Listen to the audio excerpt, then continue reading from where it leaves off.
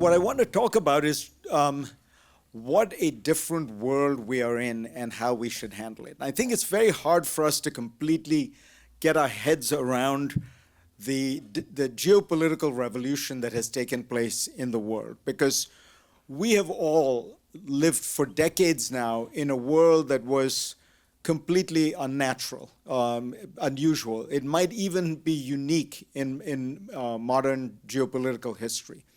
That is, we lived in a world from the end of the Cold War, from 1989, let's say roughly speaking, to the invasion of Ukraine, in a world without constant, deep, continuous geopolitical rivalry, tension, competition. That's a very unusual phenomenon in human history. If you go back and ask yourself, you look at the beginning of that era, it begins with the first Gulf War, in which the Soviet Union joins the United States in a coalition against Saddam Hussein, in which every Arab country, many of which had been pro-Soviet, and now join and even contribute troops, even countries like Syria. It was a period when the Russian government, the Chinese government, and the American government were cooperating, in a sense, in trying to handle the North Korean proliferation problem. It's unimaginable today to think of a world like that.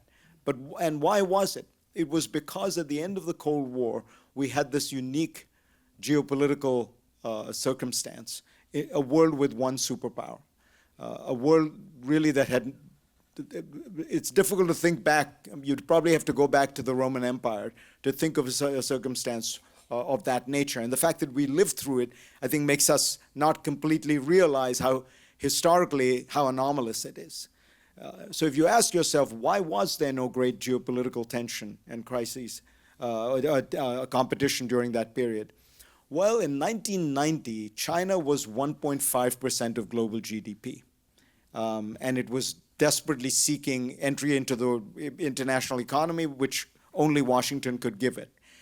Russia was, between 1990 and 1995, the Russian economy contracted by 50%. That is more than it contracted during World War II. By the end of that process, Russia was completely on its knees, facing insurgencies in places like Chechnya. Who else could have been a geopolitical challenge or rival to the United States, or the other two richest countries in the world, or Germany and Japan, both of which live under the geopolitical protection of the United States, under America's nuclear umbrella, and by the way, have complicated histories of their own in which deter them from seeking great geopolitical ambition.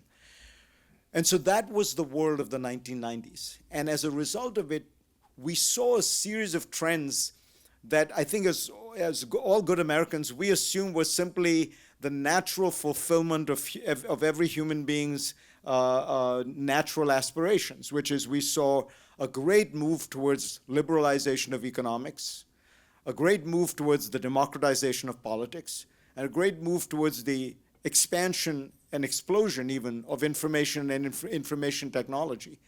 And all of these trends, these three revolutions, if you will, these three motor forces reinforced one another. So the liberalization was helping the democratization, both were helping the expansion of the information revolution, and it all felt very natural. But we forgot, I think, as sometimes Americans do, that all this rested on a geopolitical edifice. It rested on the reality of American power.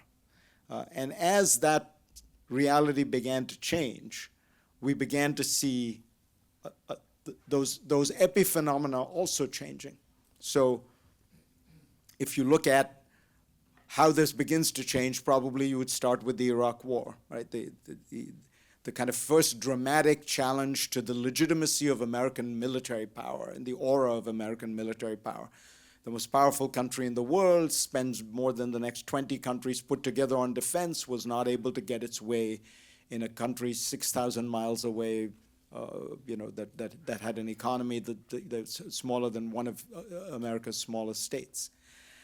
If you think about the 2008 financial crisis, that's another great blow to America's, or it may even be a bigger one in many ways, because it around the world, countries had been aspiring to become more like America economically. Maybe not politically, maybe not culturally, but certainly economically. And the cracking of that American model, the sense that America did not have the most sophisticated form of capitalism, it did not have the most sophisticated markets, that this was all much, much more fragile than people realized, had a huge and deep impact around the world.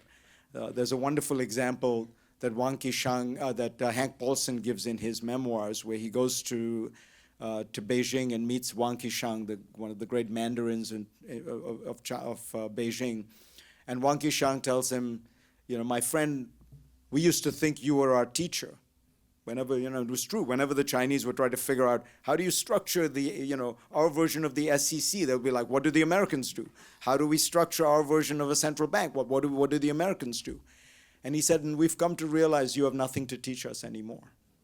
And that was a feeling not entirely absent in many, many countries around the world. And the third, of course, was the rise of populism, the rise of Donald Trump, the dysfunctions that the populism and partisanship brought, Congress unable to pass bills, the debt ceiling being raised, becoming a kind of repeated near existential crisis. All that damaged the political model. And so you go where your military aura, your economic model, and your political prowess all in some way have eroded. But of course, it's not entirely or even largely maybe an American story. What's also happening in this same period is a change in the external environment. And what you are getting very simply is the rise of China and the return of Russia to the world stage, each bringing with it enormous complications and geopolitical challenges. And we'll talk about those in a minute, but I want to signal one other piece of it which has made the environment so complicated. And that is a phenomenon that I have previously described as the rise of the rest. What I mean by this is that you have seen over the last 30 years the rise of a series of middle powers that are much more economically successful, politically stable, culturally confident, and geopolitically active than they were before. And I'm thinking here of the Indias, the Brazils, the Indonesias of the world. Take Turkey as an example. Turkey 40 years ago was a loyal NATO ally, a basket case economy that was bailed out by the United States every now and then, run mostly by the generals in Ankara. And when Washington told Turkey what to do, it smartly saluted and did it. Since then, the Turkish economy has grown fivefold. It has become politically much more stable.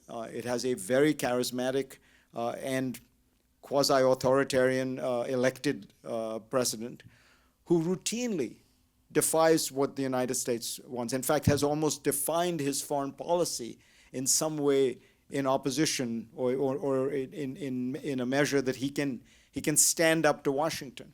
And that reality is part of the mix of what the world has to deal with today, and what the United States has to deal with. But centrally, of course, the challenge relates to the rise of China. The rise of China is the single most important geopolitical event of the last 50 or 75 years.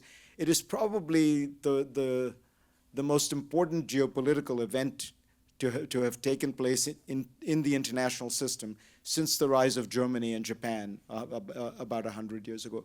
You don't get many new entrants into the great power club. It takes a long time. These countries have been remarkably constant for the last 400 years. China is the new entrant. And the rise of China has presented the United States with a fundamental challenge in terms of how it handles this world. Without going back into the history, remember when Nixon makes the opening to China, China is one of the poorest countries in the world. It has a per capita GDP of about 250. That in the first few years, the United States does $70 or $80 million of trade with China. And that is almost irrelevant to the reasons for the opening. The fundamental reason, of course, has to do with the Cold War and the fact that China represents the single most important geostrategic shift you could make in terms of that alignment. 1/3 of the Soviet army was tied up on the Chinese border in the 1970s. That transforms with the extraordinary economic growth of China, what Jeff Sachs calls the fastest and most successful case of economic development for any country in history. And I think that's clear. And so it has presented us with the problem, with the challenge that we face today. And I would say that we are now in a world where the old paradigm has gone away, but we don't know what to do, where the new paradigm is. The old paradigm was that we were trying to help integrate China into the world. We were hoping that China would become, in Bob Zoellick's phrase, a responsible stakeholder in that world. And we imagined that we would be able to cooperate with China and engage with China in solving a whole series of global challenges.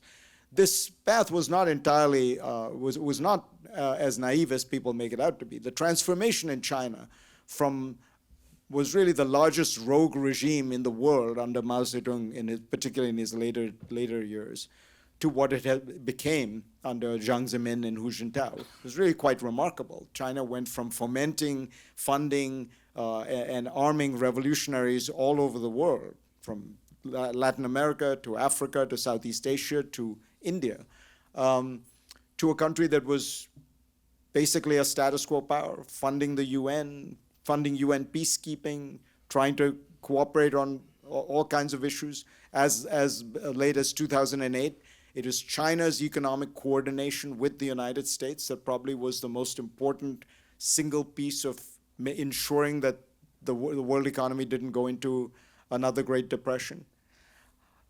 But that world has shifted. And it's shifted largely because China has adopted a very different policy. Now, whether China has adopted that different policy because of the inevitable rise of Chinese power or because of the Xi revolution is something historians will debate for a long time. But what we can say is there has been a Xi revolution. And the revolution has been fundamentally along 3 lines. The first has been the assertion of political control, Communist Party control within China, which was his first and paramount objective. There are reports that almost 4 million members of the Chinese Communist Party have either been purged, demoted, disciplined, jailed as part of this much larger reassertion of control over Chinese society and over the Chinese people. The second has been a fundamental transformation, or transformation would be maybe a too strong a word, but a reevaluation of the economic model that China has adopted, much more heavily weighted towards the state, much more heavily weighted towards national self-resilience, and much less towards markets, openness, and trade. Remember, Xi Jinping's seminal Made in China speech was made in 2015, 1 year before Donald Trump was elected president. And the third, of course, has been the aggressive role that Xi has taken on with the rest of the world, particularly with countries in Asia, particularly major powers in Asia with which China has long had complicated relations. And so if you put all those together, there is no doubt that China has changed. But the United States has also changed in terms of the way in which it regards China. And again, historians will debate whether this was part of the rise of China's capacities and capabilities, or whether this was the shift in China's intentions. It so happens that the two things happen quite close together. And so it's very difficult to parse exactly which precipitated which. But roughly around the time that Xi Jinping comes to power, you begin to see this fundamental shift in Chinese economic policy, political policy, and foreign policy. And now we face the reality that the old model in that context is impossible to imagine. Xi Jinping does not want to be a responsible stakeholder upholding what he regards as a Western-led, American-dominated international system. That option of China being a kind of loyal lieutenant to the American world order is not in the cards. And so the question is, where do we go? The American political debate and almost all domestic impulses are pushing us in the direction that we understand. It's familiar, which is essentially a kind of second Cold War with China. And that's the rhetoric you hear coming out of Washington these days. It's something you hear prominent academics like Neil Ferguson talk about. And it makes some sense in a way. You know, you almost think back, well, we had this big rivalry with the Soviet Union when it was the other big power in the world. Maybe that's what we're replaying with China. But I would argue that the Cold War analogy is actually a very bad one to use in this particular case. It fundamentally misunderstands the nature of the world we're in and the nature of the challenge that China presents us with. So to begin with, take a look at the world we're in. The most deeply interdependent, globalized world economy ever in history. People talk about the world being globalized in 1914 before World War I. First of all, it had stopped being as globalized for several years before that. There had been a move towards nationalism and mercantilism and things like that Rush Doshi has written about. But more importantly, even at the peak of that period of globalization, it was really just the globalization of trade. The Brits made stuff, they sold it to the Germans made stuff, they sold it to the Brits. What we have now is a deeply complex, interpenetrated system of investment, capital flows, manufacture. So a Boeing, a General Electric jet engine is made in about 16 countries. Economists genuinely do not know whose GDP that jet engine should be ascribed to. You know, people often forget these measures are archaic. GDP is a 1930s measure that came out of closed, protected domestic economies.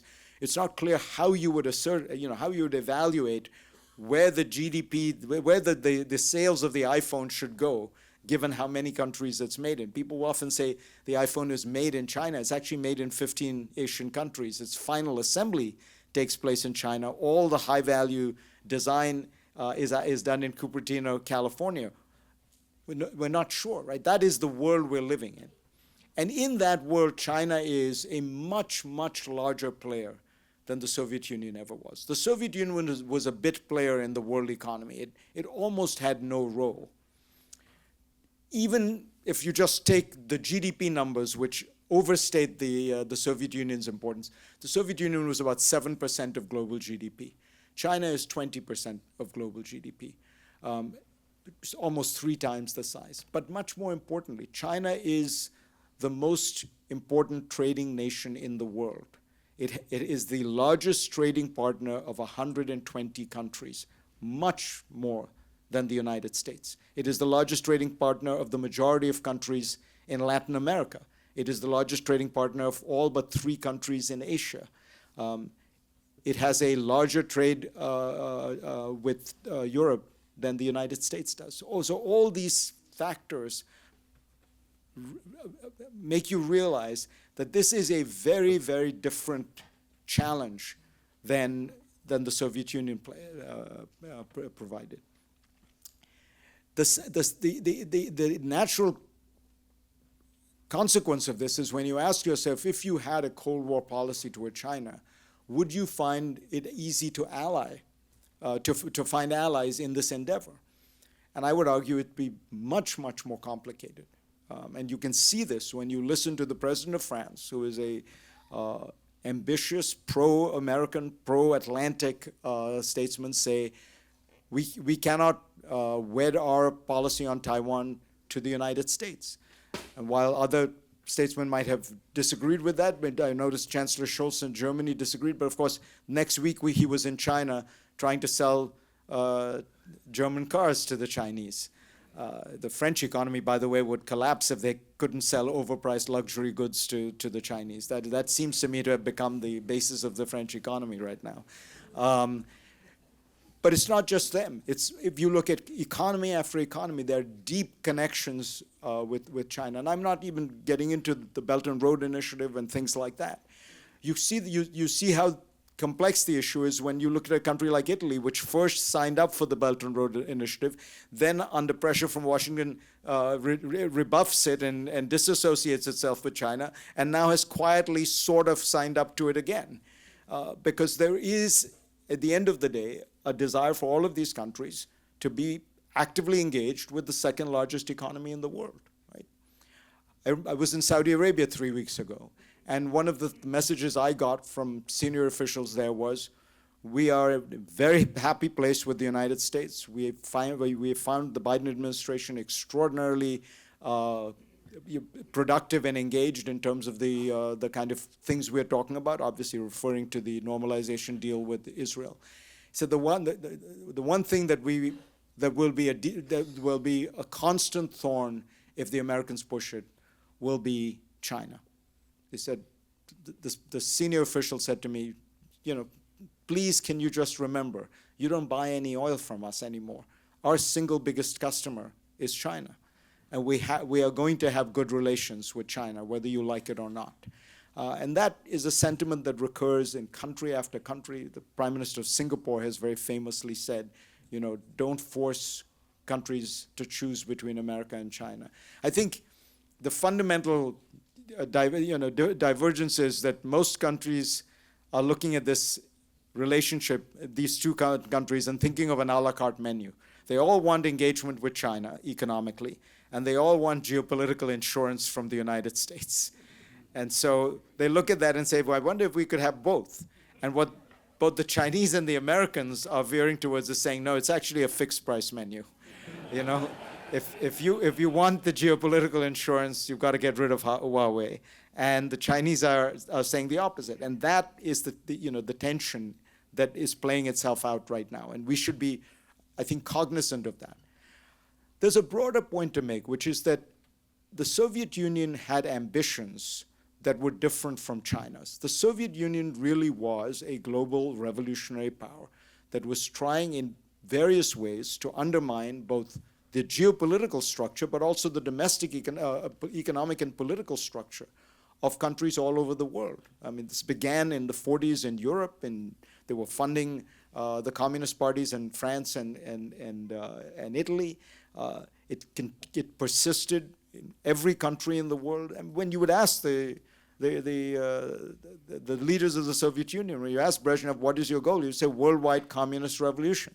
And that was their goal until Gorbachev. And that was not, from Angola to Nicaragua to Cuba to Vietnam to Korea. They made those efforts. They paid enormous prices for it. They sent arms and weapons. They risked a nuclear war in Cuba. That is not China. If you ask, and Xi Jinping regularly gives speeches about this, if you ask what the goal of the Chinese government is, of the Communist Party is, it is the rejuvenation of China. And that is a very distinct and different goal. In a sense, China is trying to become great again, one might say, right? And that goal is a very different goal from the existential system versus system challenge that the Soviet Union placed. China is trying to rise as in some sense, a normal great power and occupy the space that a normal great power would. That means it presents an enormous challenge along many, many dimensions, political, economic, but it is not the same thing as an existential struggle for systems. For those of us who lived through the Cold War, we know the difference. And China is not, in that sense, an ideological threat. For one thing, China does not really have a coherent ideology. It's a strange mishmash of Leninism, capitalism, Confucianism, patronage, all fused together in the hope that this thing holds together. I would commend to your attention a Chinese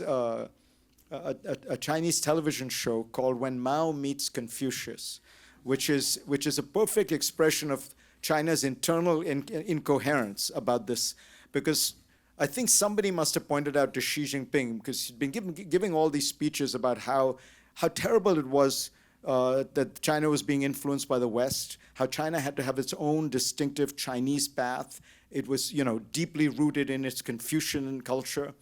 And somebody must have pointed out to him, there's one problem with this, dear leader, which is that we have adopted a political and economic model, according to your own rhetoric, that was written up by a German Jew in the 1840s.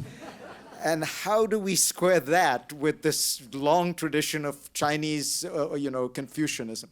Well, the TV show literally tries to square that circle. Every episode, Marx and Confucius meet. And Confucius will say to Marx, I thought that when you were emphasizing these things, they were very non-Chinese and they didn't come out of our history.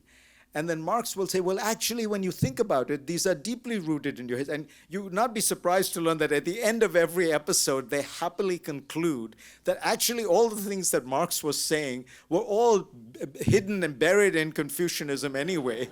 So there's no contradiction. So Xi Jinping can continue to talk like that. But my point is, you see how difficult it is for them to come up with a coherent ideology of their own, let alone export it. I've been to so many countries around the world where people tell me, we're going to adopt the Chinese model. And I say, good luck, because the Chinese don't know what the Chinese model is. And really what you just mean is you want to get rich and you don't want to give up power. That is the Chinese model. And it's not easy to replicate that, as many countries have found in making this effort. But that reality places, I think, an enormous limit on the nature of the ideological struggle that we have to face. And the final difference between the Cold War and what we're going through right now, I think has to be, we have to recognize something which is, people don't seem as aware of in the political climate these days.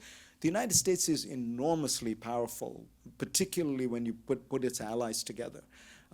The plausible argument could have been made in the 50s that the Soviet Union was growing faster than the United States. You looked at Sputnik and the space race, and the Soviets were ahead without any question at some points. Europe was recovering from World War II. The United States today is more powerful than it has been really at any moment that I can think back on.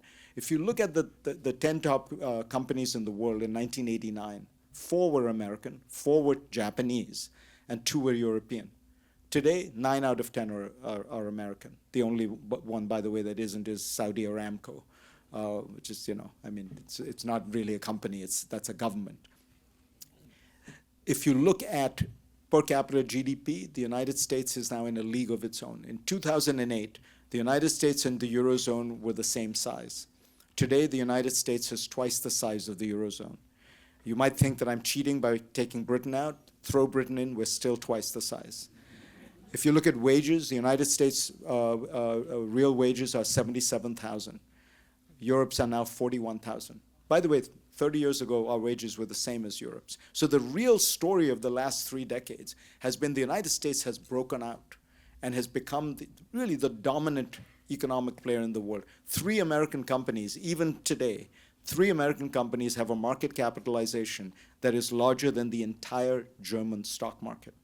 I don't mean 3 of them together. I mean separately. NVIDIA alone is larger than the entire German stock market, as is Apple, as is Microsoft. And one could go on and on. Britain had this fantasy that it was going to, after Brexit, join the United States in a kind of quasi-51st state. It would be very disappointed to learn that it would be the 51st poorest state in the United States. Great Britain's per capita income right now is below Mississippi's.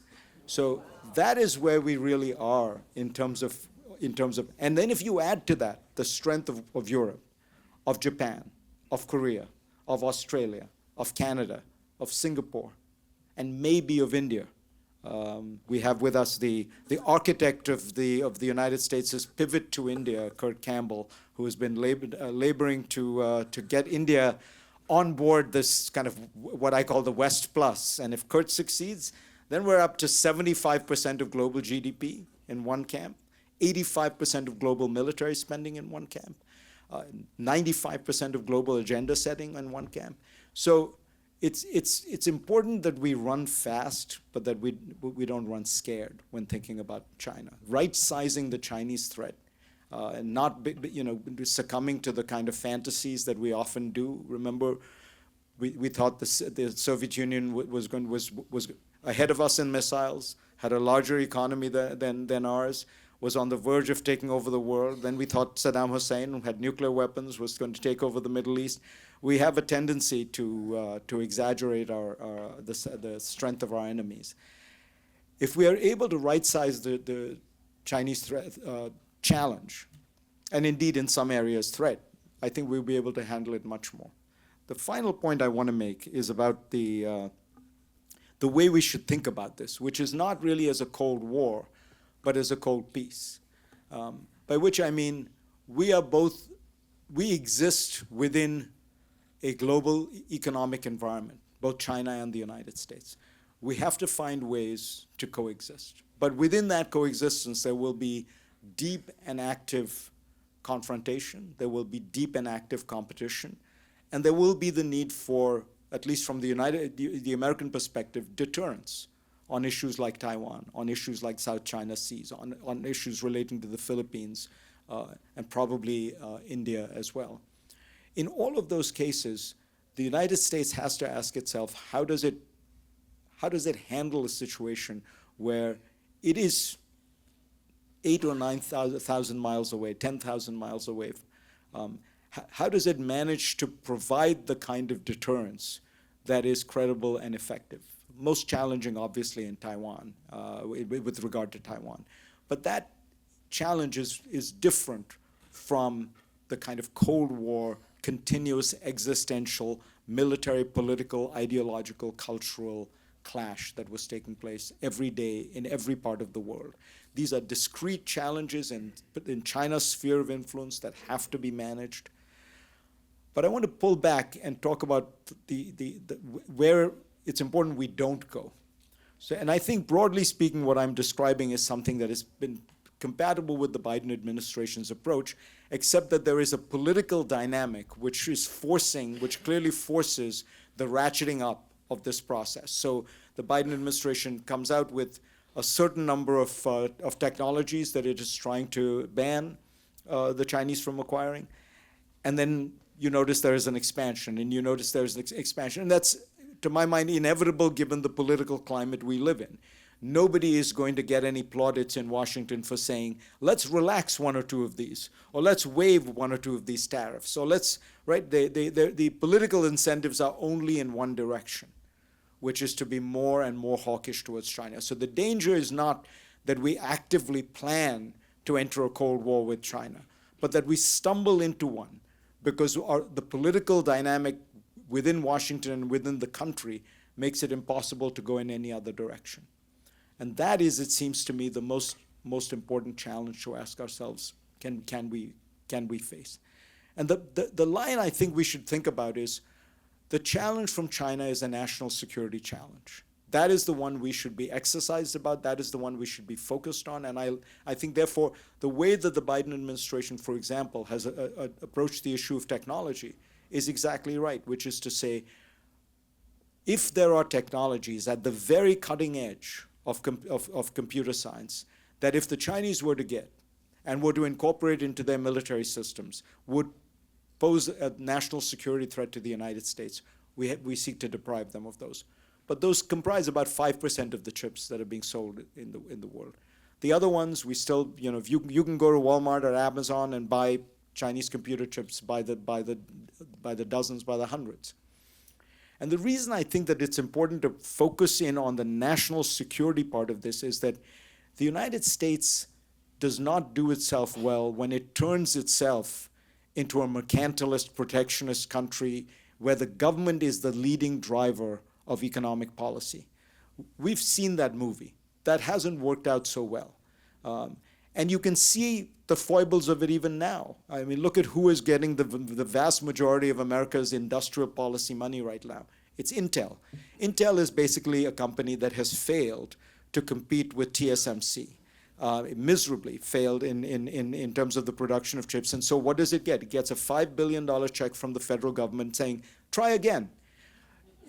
Not only had it failed in the past, it's already failed in the future, because in the all-important area of design, the chips of the future are being made by NVIDIA. So Intel has failed in the past, it's failed in the future, but what's the result of that? It got another $5 billion check from the federal government. And by the way, the Europeans are giving it a $10 billion check. Intel is basically becoming a ward of the state. It seems to me that this is inherent in the nature of this kind of policy making. We're not going to pick the young, crazy, startup, scrappy company that says, I'm going to make computer chips for video games. No, we're going to pick the guys who are in suits, who you don't get fired for hiring. We're going to pick the IBM, not the Microsoft, and that is the nature of this. But even beyond what it does to us, the American world system has been so revolutionary after World War II, because we came up with a model where we said, we are going to underwrite stability. We are going to create an open economic system, and we are going to let others thrive within it. Well, we said to the Japanese and the Germans, remember these were our blood foes just a year ago. We said, if you want to get rich, that's great. If you want to get prosperous, that's great. Just don't challenge us for geopolitical dominance of the world. And what happened is you created a world in which these countries found an outlet for their talent, their ambition, their energy. If we entirely deprive China, a country of 1.4 billion people with the second largest economy in the world, an enormous energy ambition, if we say to them, we want to thwart you economically, and we want to thwart you geopolitically, we will find ourselves in a very difficult circumstance. The only analogy I can think of is the period before World War II, when the United States embargoed energy for the Japanese. And the Japanese could find no other path but a frontal geopolitical challenge to the United States. We should remember that what has made the American world order so extraordinary, so revolutionary, so stable, and so enduring is that we had within it room for others. We understood that if we create a world that's open, free, and dynamic, we will do fine, but others will do fine too, and it limits the amount of the challenges you face. So if we can stay true in a sense to that American Revolution, the Revolution of 1945, the international revolution, I believe we'll find a way to have not a Cold War with China, but a cold peace. And at the end of the day, and maybe it's because I'm an immigrant, I think we'll win the cold peace. Thank you all very much.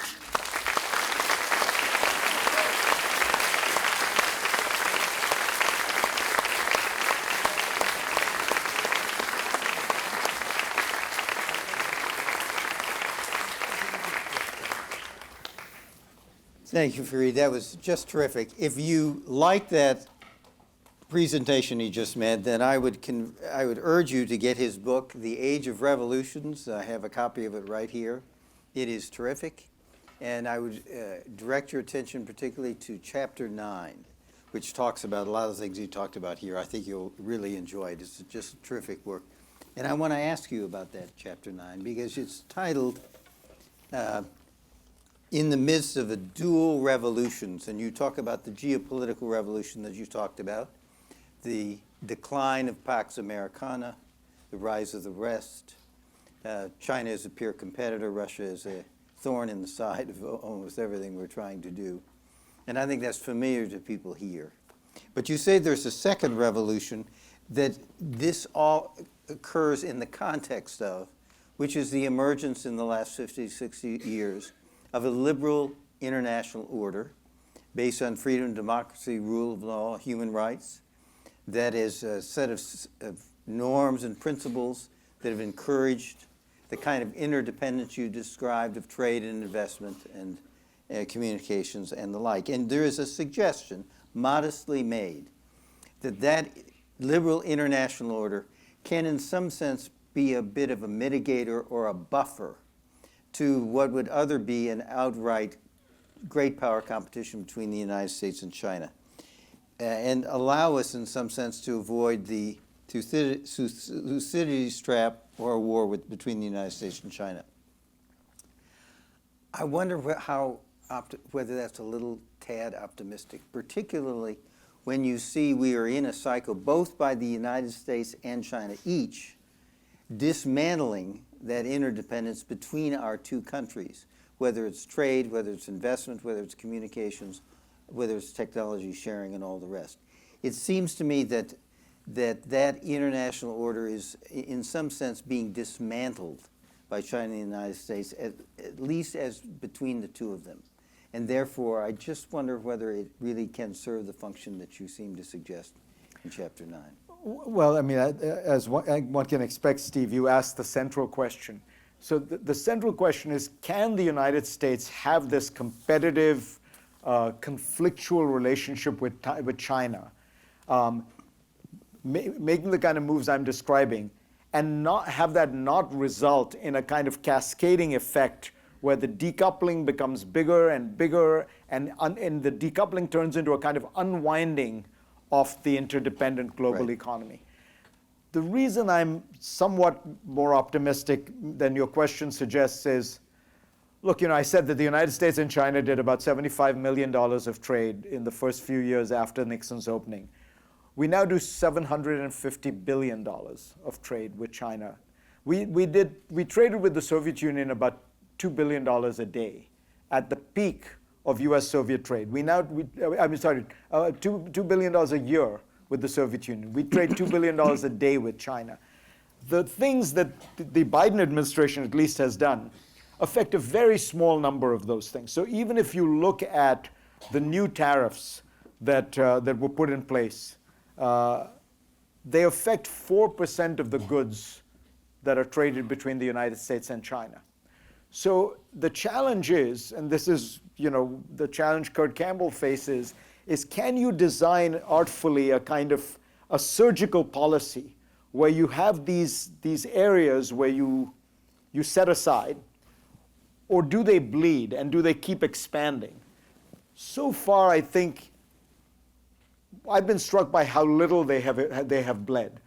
Why? The Chinese know they need our market, so they're not retaliating nearly as aggressively as one might think.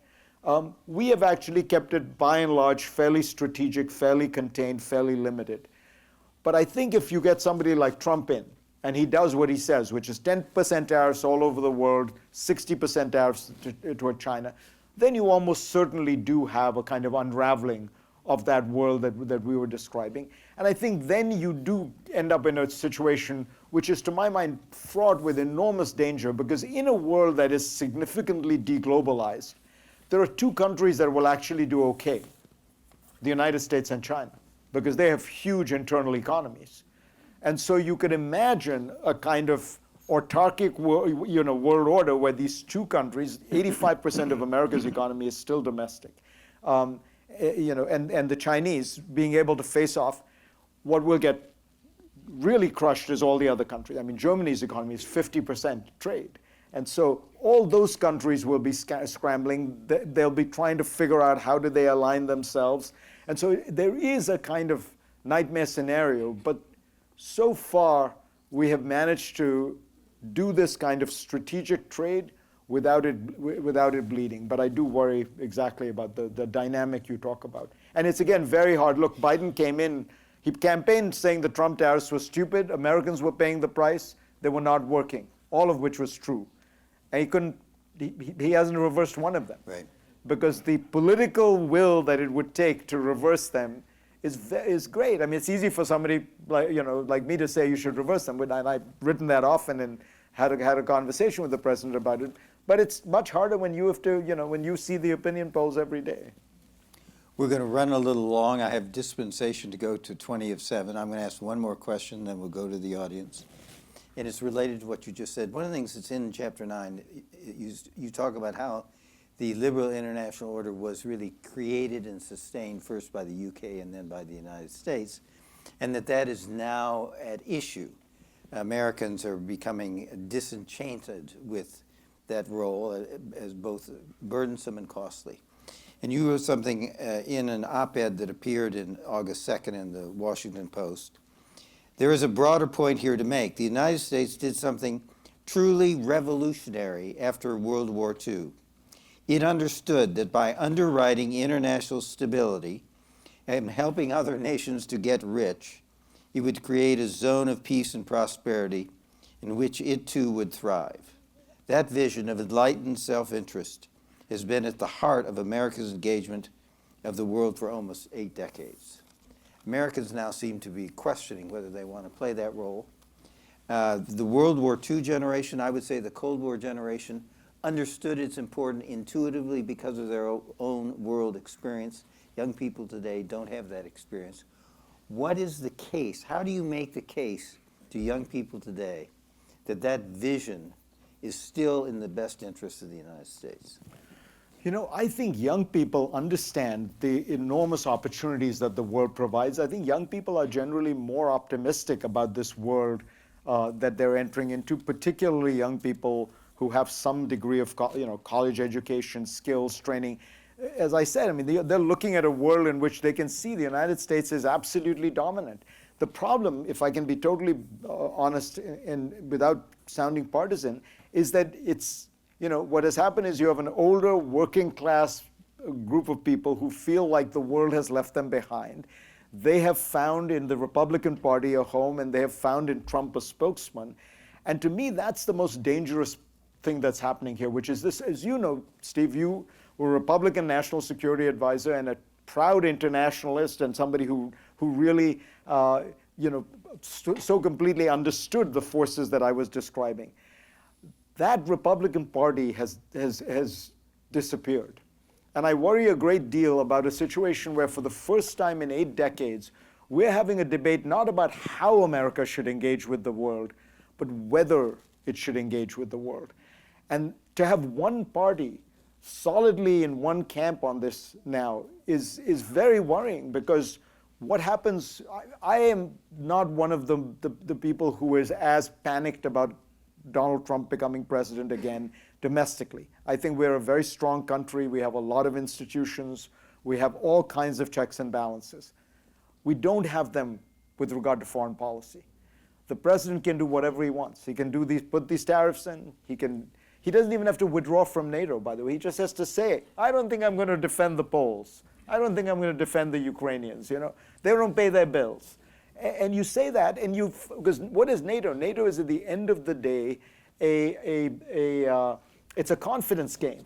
You are telling the Russians, don't try this because we will be there. If you do something that weakens that country, you can have the treaties, you can have the buildings, everyone can have wonderful meetings, but that one statement will be enough to unravel the whole system.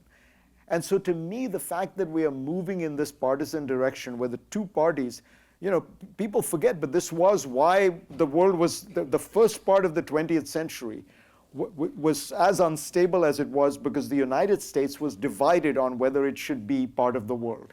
Woodrow Wilson proposed that we join the League of Nations. The Henry Cabot Lodge refused in the Senate. That produced American withdrawal from the League. That produced the strange circumstance where you're in an international system where the most powerful country in the world had withdrawn, right? I worry that in that sense, history is replaying itself. Let's go to the audience now. I would ask you, this is on the record, and I would ask you to identify yourself before you ask your question. And we'll go for about 10, 15 minutes, and then some of us have to catch a bus. Questions? Hi. Hello. Hi. My name is Nancy Chen. I'm an economics professor at Northwestern University. Thank you for the great talk. So like you, I'm an immigrant, and I share your views about confidence in America. But one question I wanted to ask is this idea that America has always seen plenty of space for the enrichment of other countries. And I'm thinking of Japan in the 1980s, right? There was Carter and then President Ronald Reagan. As Japan was getting richer and richer, even though it was an ally, at some point the Reagan administration imposed $300 billion worth of tariffs. We were trying to get the semiconductor back to the U.S., and in the end it didn't work despite all of these efforts. The Taiwanese produced semiconductors. And in the meantime, as you said, we could get them, we knew they would do what we wanted because they depended on us for geopolitics. So I wonder, is one of the difficulties of what's happening in the US with respect to China now, the fact that it's not enough to be as good as we used to be, but we actually need to be better than we used to be? Yeah, I mean, it's a very good point you make, and it's a very important history. I do hope that all the people who are planning this new American trade strategy and industrial policy would spend a little time looking at the Japanese, looking at the 1980s in Japan, because people forget.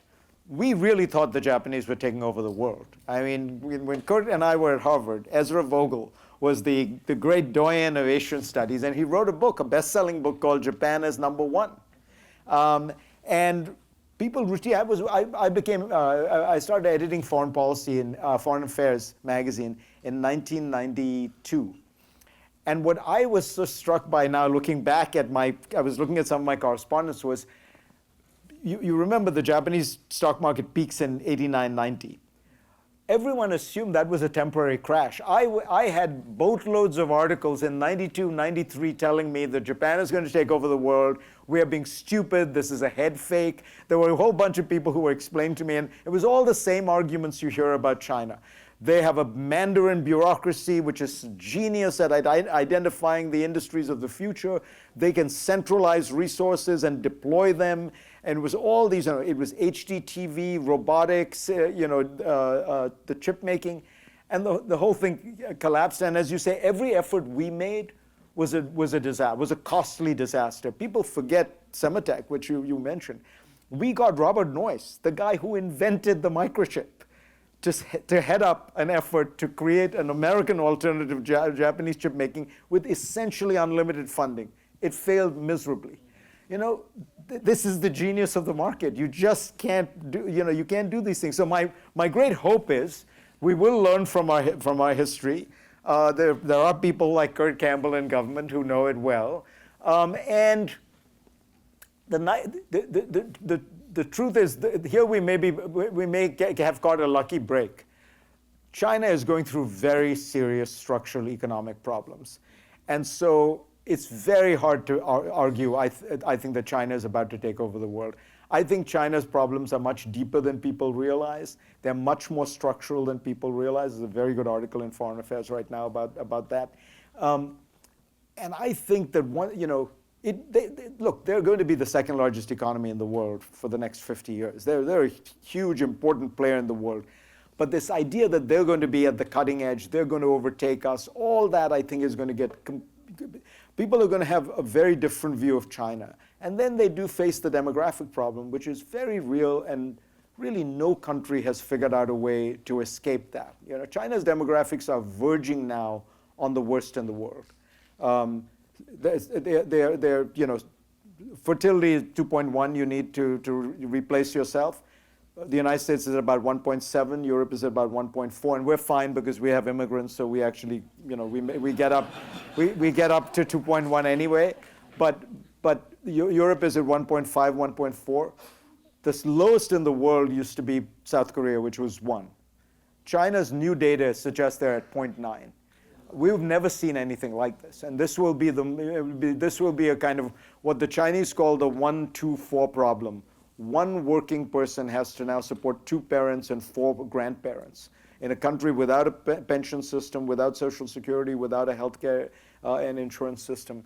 So I think they're facing many challenges, and that might be a strange silver lining, because it will become harder and harder for people to make the case that China is about to take over the world. Now, of course, the super hawks in Washington, you got to love them, who were previously arguing that the reason to fear China and to have a Cold War with China is they were rising so fast they were about to take over the world, now argue that the reason to have a Cold War with China is because they're declining so fast, and she might do something out of desperation.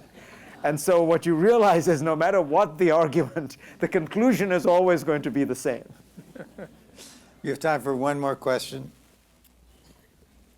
Sir, right at the back. Yes, sir. You with the hand up in the plaid shirt. Yes. Did you read that recently Dr. Tippin? Oh, my name is Russ Finch. I am a resident of San Diego. Dr. Tippin Narang. Why don't we let the lady get a mic to you so that everyone can hear you, sir? Yeah, my name's Russ Finch. I'm just a resident of San Diego. Let me get to it again. Vipin Narang, Assistant Secretary of Defense for Space Policy, recently said that we have discovered hundreds of new ICBM silos in China.